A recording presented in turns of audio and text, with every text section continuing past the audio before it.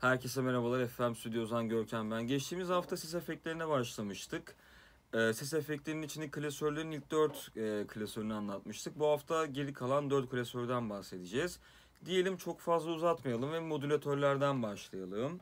Envelope Follower'ın olayı şöyle işliyor. Herhangi bir ses ya da transient'lı olan bir sesin üzerine attığınızda bu plugin'i o sesin vuruşlarını algılıyor ve o vuruşların hareketlerine göre diğer farklı enstrümanlara modülasyon verebiliyor. Şöyle ki şu an dinlersek bu sesi.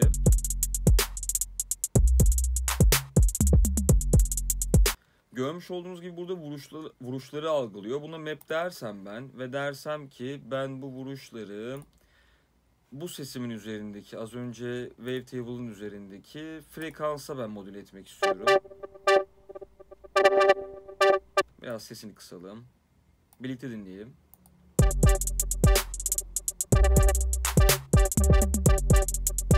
Yani midimiz de şu an davul loop'umuza göre hareket etmeye başladı. Güzel bir plugin. Hani farklı sesler üzerine deneyebilirsiniz. Farklı parametreler üzerine deneyebilirsiniz. LFO'dan çok hızlı bahsedelim ki çok fazla bahsetmiştik. Herhangi bir parametreyi modüle edebiliyorsunuz LFO ile birlikte. Farklı waveformları kullanabiliyorsunuz modüle ederken. Diyelim ki biz şu an bunun üzerine bir EQ atacağız, autofilter atacağız. Autofilter'ın da high cut'ını modüle etmek istiyoruz. Map'e tıkladık, frekansa bastık. Burada görmüş olduğunuz gibi modüleye başladı. İstersen buradan hani drive et diye tabir edelim depth'ine. İstersen buradan sıklığını ayarlayabiliyorum gibi. Dinleyelim.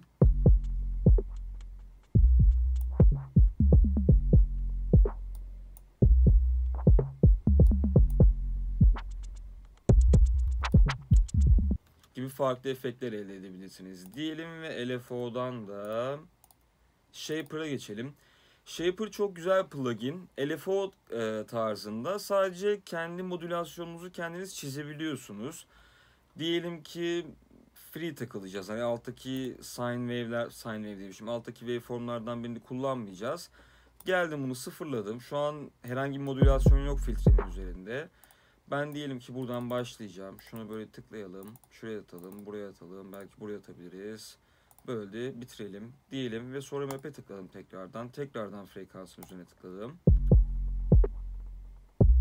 Yani ben şu an nasıl hareket ettirirsem, nasıl çizersem, nasıl eklersem ona göre devam etmeye başlayacak. Çizecek daha doğrusu.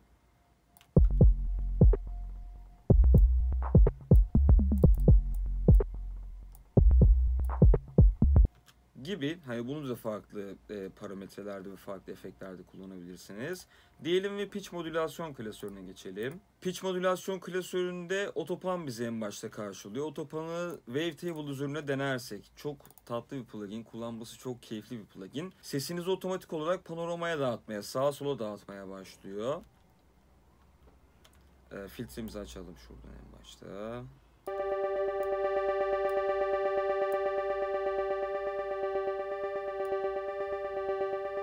İsterseniz burada rate'ini hertz olarak, isterseniz de sync'li olarak kullanabiliyorsunuz. Yani bunu şimdi biz metronoma dinlersek 8'lik yaparsak 16'lık yaparsak hani bir nevi tremolo efekti gibi depth'ini biraz emanetona düşebiliriz. Şu metronomu kapatalım.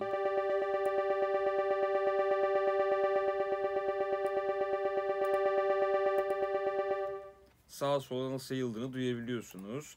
Chorus Ensemble'a geçelim. Chorus Ensemble şöyle bir plugin. İçinde farklı modülasyonları olan bir plugin. Chorus normalde şöyle işliyor. Herhangi bir chorus plugin'i daha doğrusu.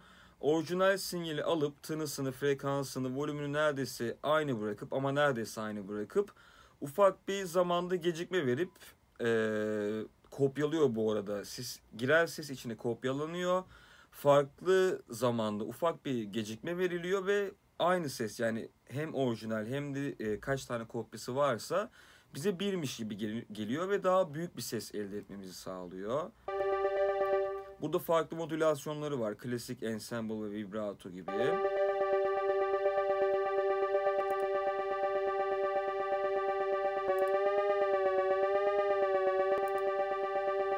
Klasik chorus efekti.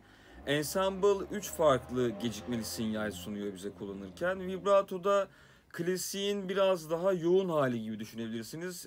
Şöyle yoğun oluyor. Bir yerden sonra pitch vibrasyonu yapacak kadar yoğun hali gibi düşünebilirsiniz. Ki zaten vibratoya geçtiğimizde de o pitch'teki dalgalanmayı duyabiliyorsunuz.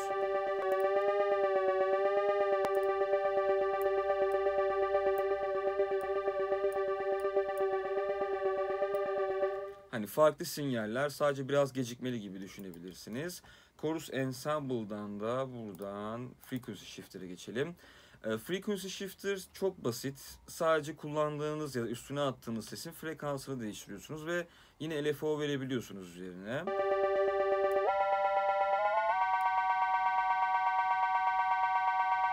İsterseniz burada ring modülasyon veya frekans shift modülasyonu yapabiliyorsunuz.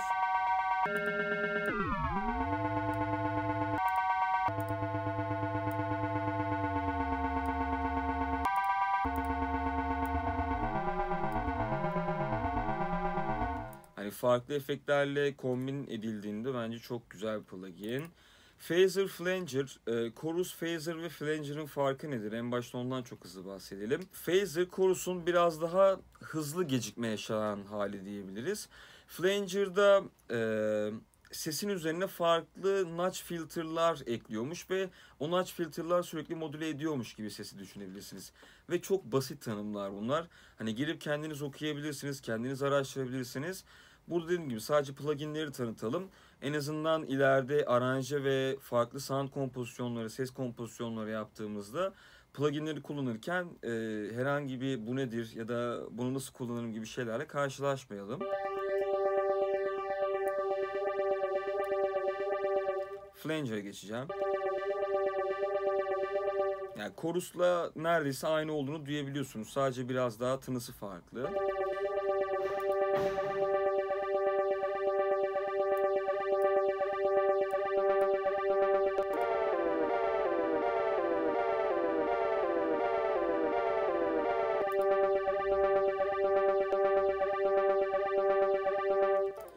Doubler'da zamanın modüle edildiği sinyalleri ekliyor biraz daha sesin içine. O da sanki sesin kendisi duplike edilmiş de double'lanmış gibi bir efekt veriyor bize. Neredeyse farklı pitchlerde aynı zamanda. Diyelim ve Pitch Hack'ten devam edelim. Pitch Hack çok güzel plugin. Sesinize farklı varyasyonlar ve farklı vibe'lar verebilecek bir plugin. Ne olduğuna bakalım. Şimdi isterseniz sesi düşürüp isterseniz oktavını arttırabiliyorsunuz. 3 aşağı 3 yukarı gidebiliyorsunuz oktav hızında.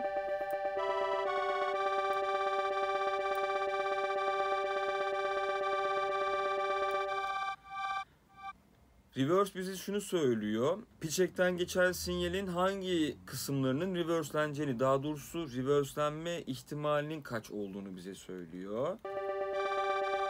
Recycle'da şudur. Recycle, Pitch Hack'ten sonra ortaya çıkan sinyal tekrar orijinal sinyale beslensin mi? Bunu bize söyleyen parametremiz. Burada rate'imiz var, hızımızı ayarlayabildiğimiz.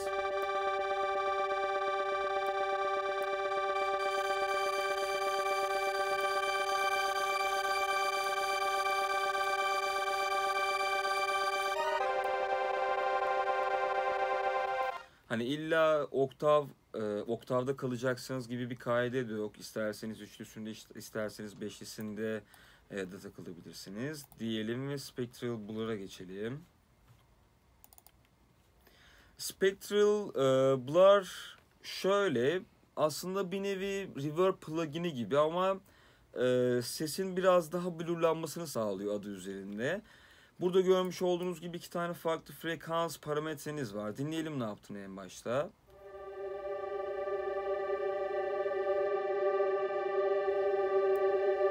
Plugin'in efekt edeceği aralığı seçiyormuşsunuz gibi.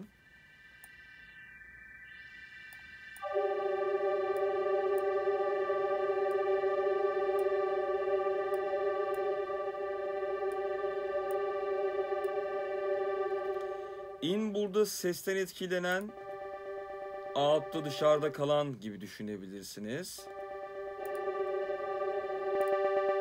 Yani sesini hale getirdiğini de duyabiliyorsunuz. İsterseniz tizlerden kısıp daha böyle kapalı bir vibe yakalayabiliriz.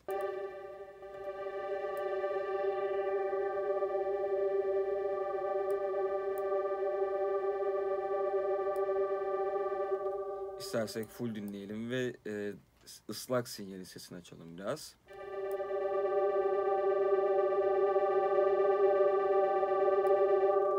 Gibi böyle hani daha karanlık, daha ambiyansımsı sesler yakalayabilirsiniz diyelim ve pitch modülasyonundan reverb klasörümüze geçelim. Korpusa geldim. Korpus bir nevi rezonatör gibi. Rezonatörle neredeyse aynı şekilde işliyor. İsterseniz sese farklı vibe'lar ekleyebiliyorsunuz. Tune'unu değiştirebiliyorsunuz. Karanlık mı açık mı olsun. Bu parametreyi kullanırken dikkat etmenizi tavsiye ederim. Biraz kulaklarınıza zarar verebilirsiniz. Çok fazla derin bir anda düşmemenizi ya da çıkmamanızı tavsiye ederim. Ya da sesini kısıp kullandığınız sesin o şekilde denemenizi tavsiye ederim.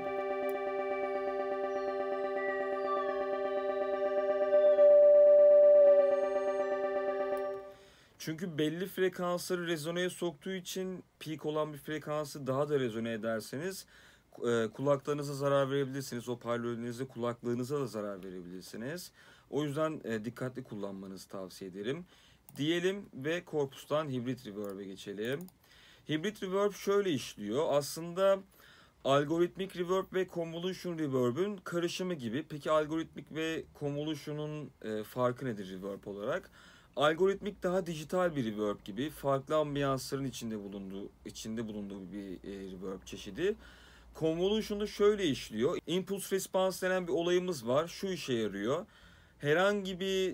İçinde bulunduğumuz herhangi bir ortamın reverb'ünü kaydedebiliyoruz ve o kaydettiğimiz reverb'ü hibrit reverb'ün içine atabiliyoruz ve İstersek herhangi bir sesin üzerine o bulunduğumuz ortamın reverb'ünü verebiliyoruz ki o ses de sanki ortamın içindeymiş gibi duyulsun.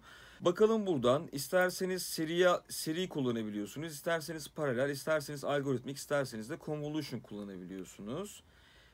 Deneyelim, nasıl duyulduğuna bakalım.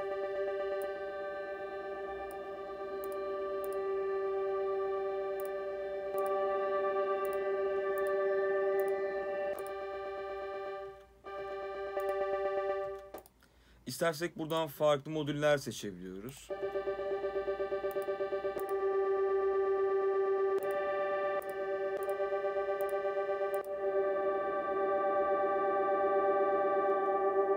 Tamamen sizin kendi zevkinize kalmış bir seçim. Diyelim ve resonator'a geçelim. Resonator şöyle işliyor. Sesin kendi tınısını içine farklı rezoneler ekleyerek değiştirebiliyorsunuz. 5 tane farklı burada seçeneğiniz var. İsterseniz düşebiliyorsunuz, isterseniz yükseltebiliyorsunuz 2 oktav. Deneyelim nasıl duyulduğuna ve tınladığına bakalım.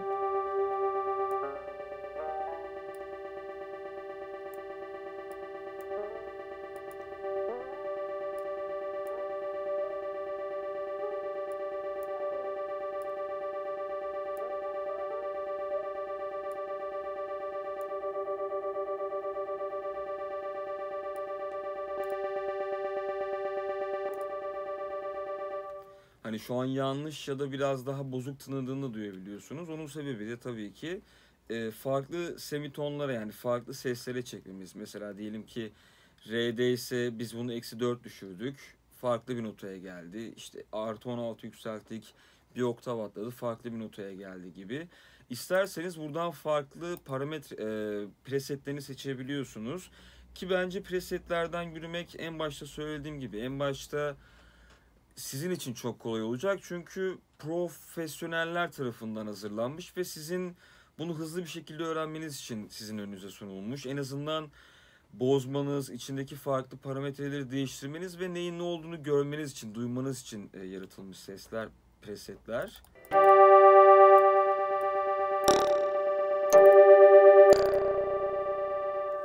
Gibi farklı seçenekleriniz var dedik ve buradan resonator'dan reverb'e geldim.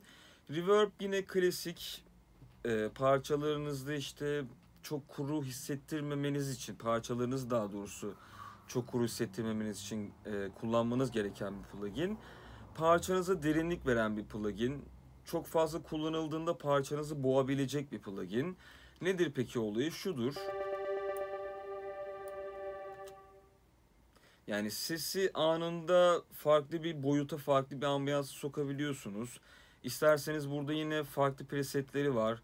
İsterseniz efekt olarak kullanabiliyorsunuz. İsterseniz belli başlı odaları kopyalayabiliyorsunuz. Onların içine sokabiliyorsunuz kullandığınız sesi.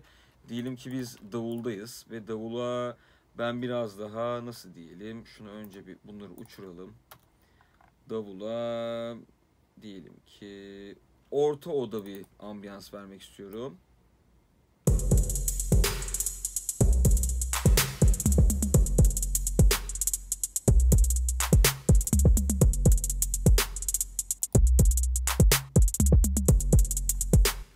Farklı şeyler deneyebilirsiniz.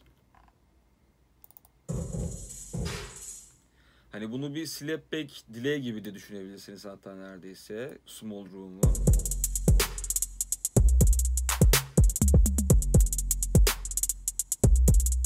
Gerçi slapback delay olması için sanırım 850 milisaniyeden daha düşük olması gerekiyor. Ama neredeyse vibe olarak aynı hissiyatı veriyor. O biraz daha 3D'ymiş gibi sesi biraz daha geriye itmeye başlıyor.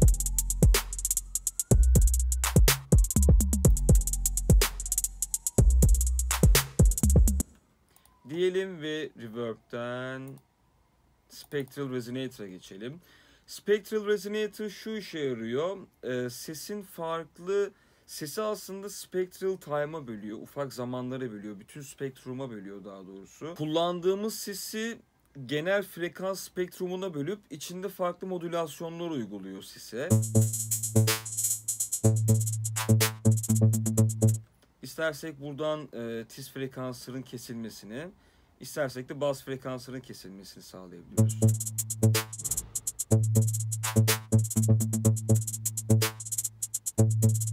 Drive it'i biraz düşersem.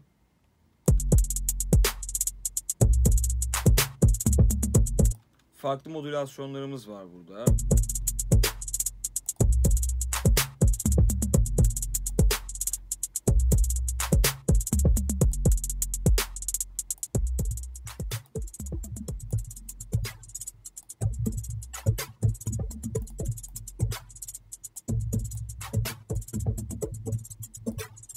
Gibi farklı efektler elde edebiliyorsunuz. Mesela bunu Command X yapalım.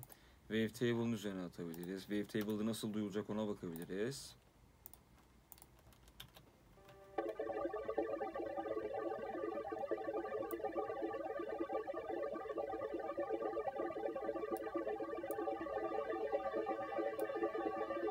Yani tiz frekanslar biraz daha açılmaya başladı.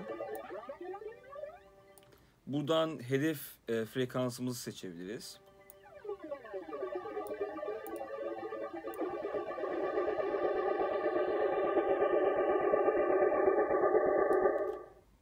Gibi farklı efektlere ulaşabilirsiniz. Mesela bunun sonunda reverb olabilir. O reverb farklı bir kanala kaydedilebilir. Farklı sample'lar ortaya çıkabilir. Diyelim ve vocoder'a geçelim. Vocoder deyince en başta aklımıza gelen şey Daft Punk oluyor. En azından benim öyle oluyor. O klasik Daft Punk vokal efektini bu şekilde yakalayabiliyorsunuz. Ama sadece olayı o değil vocoder'ın. Farklı modülasyonlar ve farklı ambiyanslar da elde edebiliyorsunuz.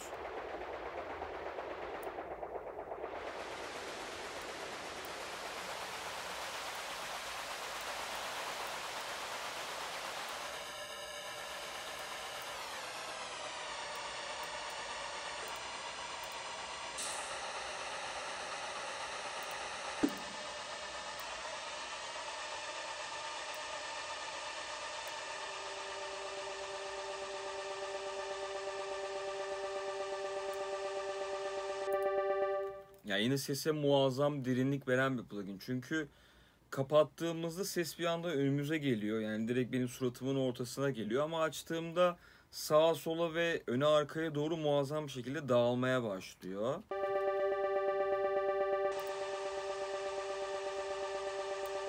Yani full dry, full wet dinlersek.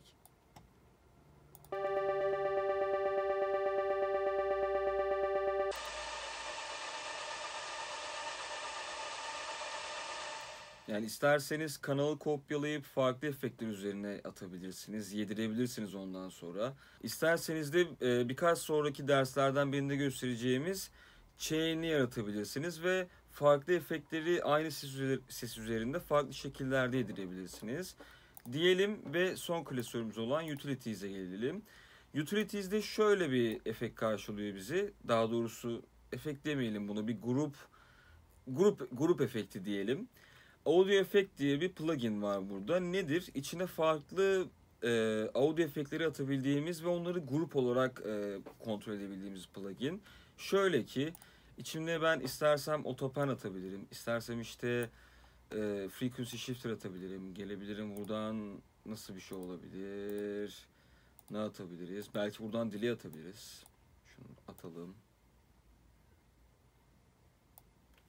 Bunların hepsini de aynı grubun içine atıyor. Olayı bu.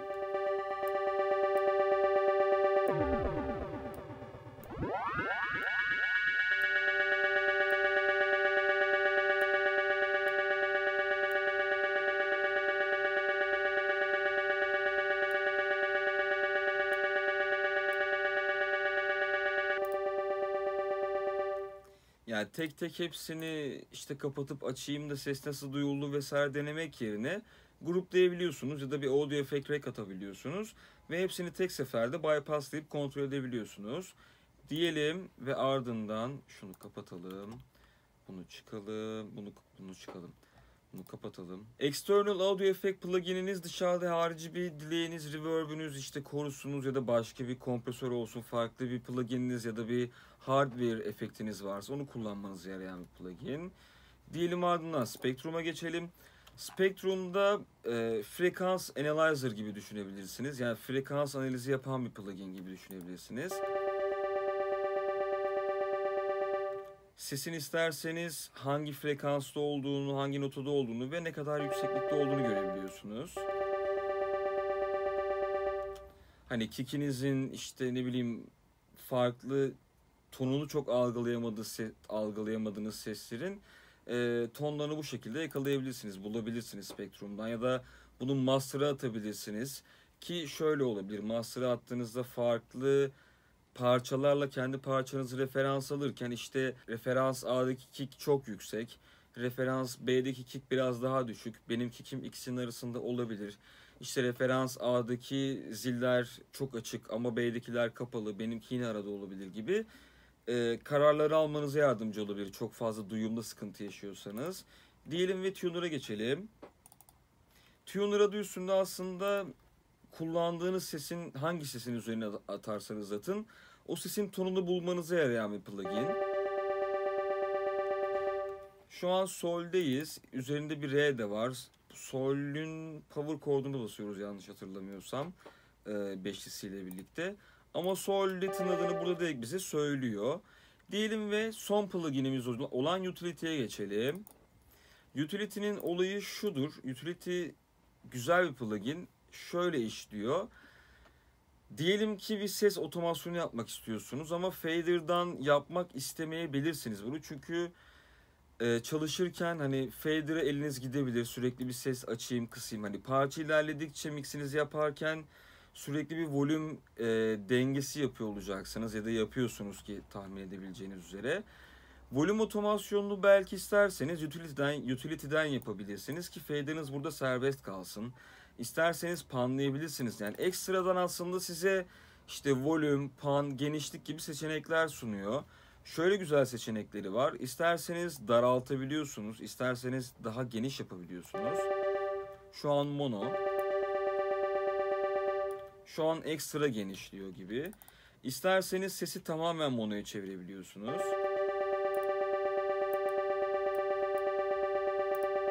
Hani bir farkı yok burayla kapatmanın ve monoya almanın.